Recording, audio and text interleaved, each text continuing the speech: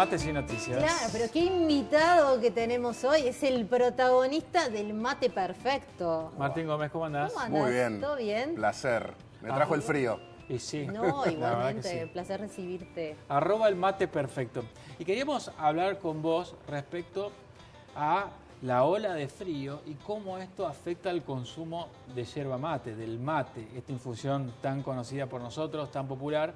Si esto tiene primero algunos beneficios, algunos tips y recomendaciones a la hora de preparar un mate en este marco de un frío que ya llegó, me parece, para quedarse. Para quedarse, sí. Bueno, ¿y la gente consume más mate o no también con estas temperaturas? Y a ver, lo primero que uno tendría que pensar es que psicológicamente uno dice, qué lindo para tomarse un matecito en la cama, ¿o no? Sí. Exactamente. Entonces ya desde ese lugar, digamos, yo creo que hasta en la psiquis ya nos afecta positivamente el tomarse un matecito, digamos. Yo creo que y también tengo mucho esa imagen de el humito saliendo del mate. De hecho, es una imagen que se usa mucho desde el punto de vista audiovisual.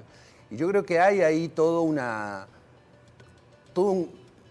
idea de el matecito como dándose un cierto nivel de confort.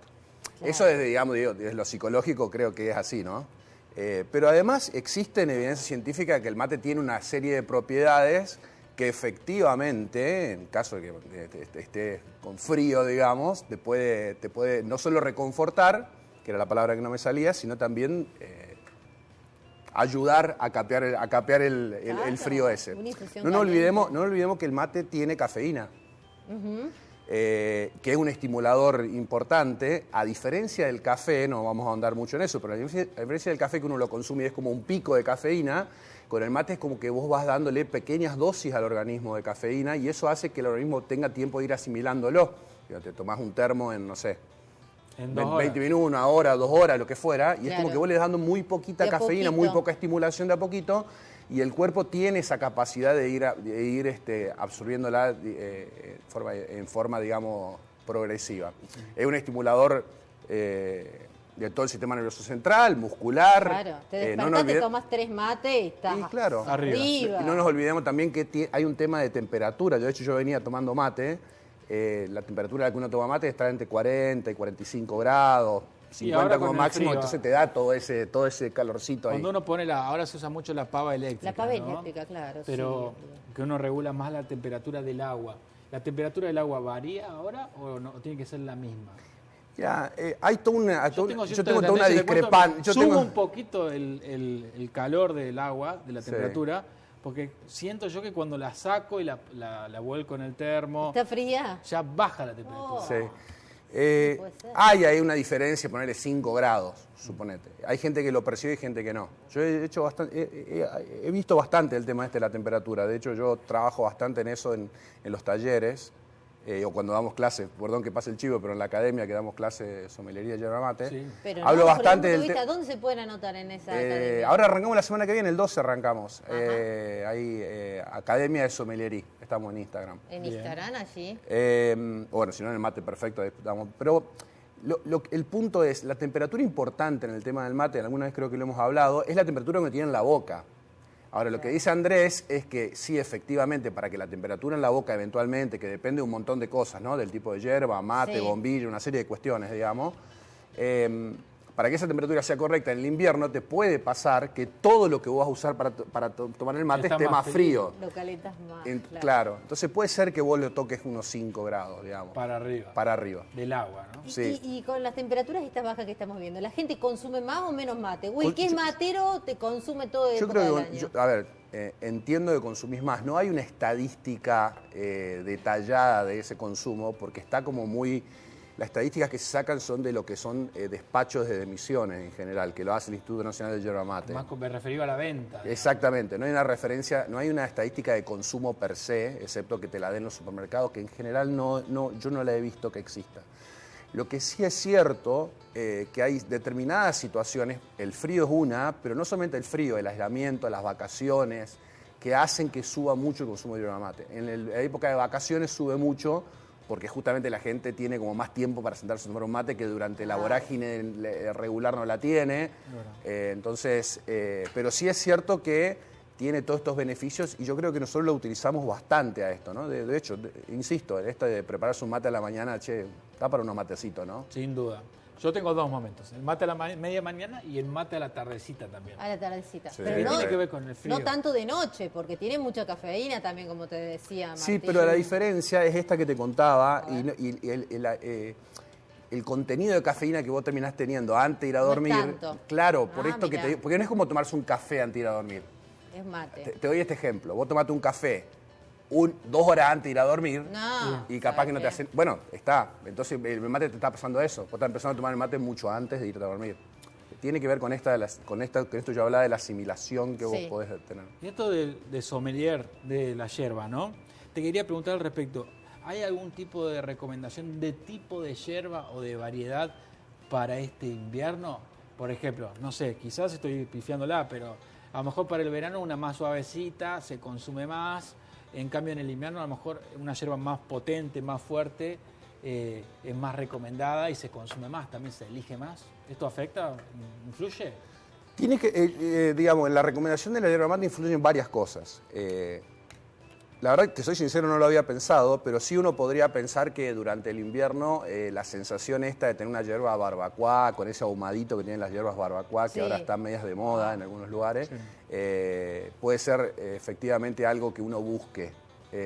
Yo venía tomando una yerba orgánica, ahora que hacía rato que no la tomaba, justamente por esto de que me da... ¿Sabes qué lo refiero? Viste que en el verano uno consume más cerveza, por ejemplo. Sí, claro. Y en el invierno uno consume más vino u otras bebidas Sí, en el verano, esta es la parte que te iba a contar, en el verano lo que sí se consume más son lo que son las nuevas yerbas, no nuevas, pero de los últimos años, que son las yerbas canchadas de molienda gruesa que se usan para tereré, pero tiene que ver con el consumo de tereré más que del mate. como forma, digamos, de consumo, y el tereré hace que aumente el consumo de ese tipo de yerba mate, digamos.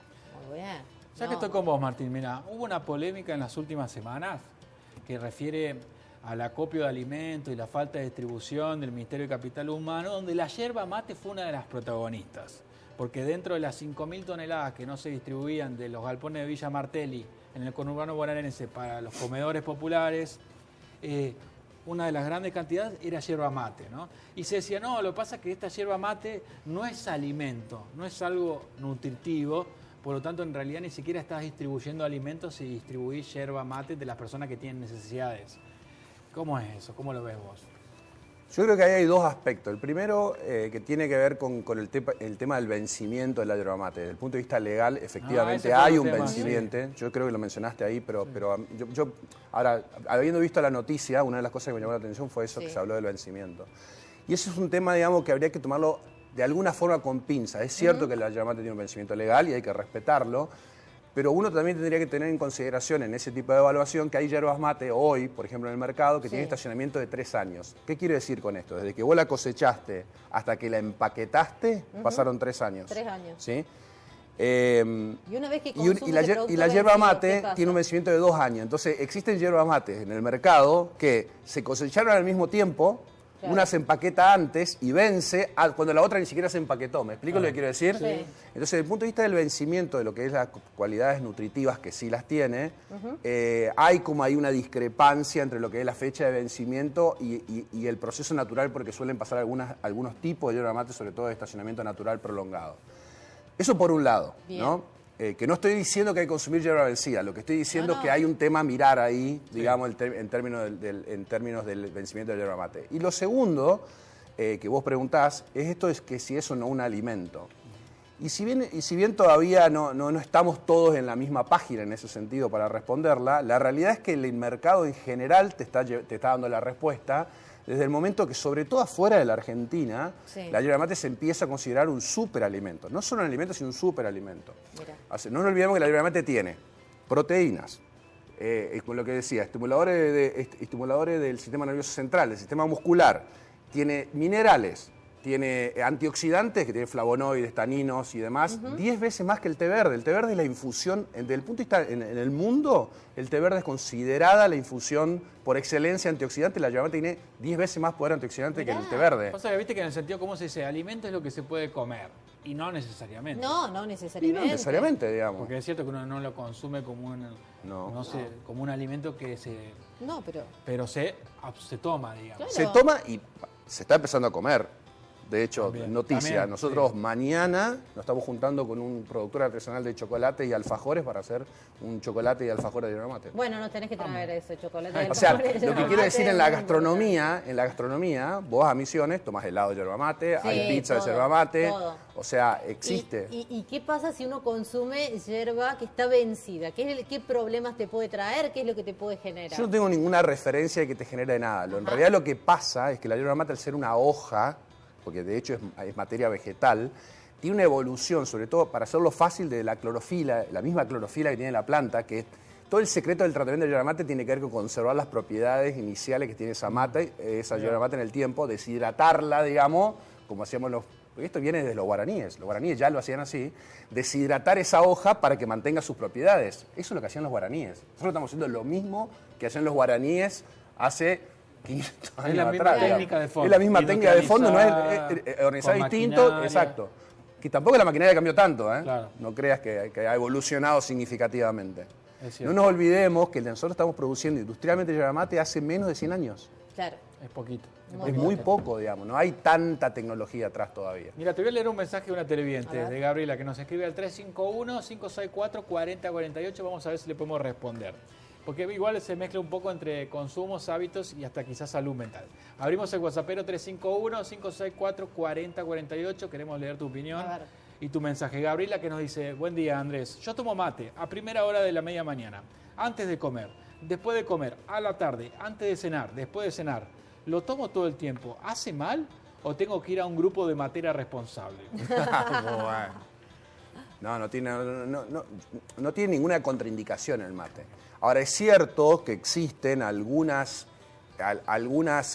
influencers, vamos a decirlo así, sobre todo desde el punto de vista de nutrición, que levantan algunas alertas. Por ejemplo, el mate es un secuestrante de hierro. Entonces, después de ciertas comidas o en ciertos momentos del día, o cuando uno tiene ciertas patologías, por ejemplo, deficiencias de hierro y demás, la verdad que sería recomendable que veas, sobre todo si tomás mucho mate, veas un médico para ver ese tema. Ese es un tema a tener en cuenta, por ejemplo. No porque haga mal el mate per se, sino para entender en la dinámica de lo que tiene que ver con en este caso, el balance de hierro, que uno lo tenga que ver. Esto, por ejemplo, es un ejemplo de algo que uno podría ver. Puede ser. Bueno, también un rol social que cumple el mate, ¿no? Que es acompañante para aquellas personas que están solas, pero cuando estás haciendo algún tipo de actividad en tu casa, es una gran compañía. Pero es un estimulante, o sea, tiene un montón de beneficios, digamos. Después está el tema de la acidez, que lo hemos hablado en algún momento, que hoy por hoy, con lo que son hierbas de estacionamiento natural, la práctica ha demostrado que son bastante más amigables con aquellas personas que tienen una condición preexistente en términos de acidez. Martín Gómez de @elmateperfecto, muchísimas gracias por venir a Crónica Matinal. Muchas gracias. Un placer.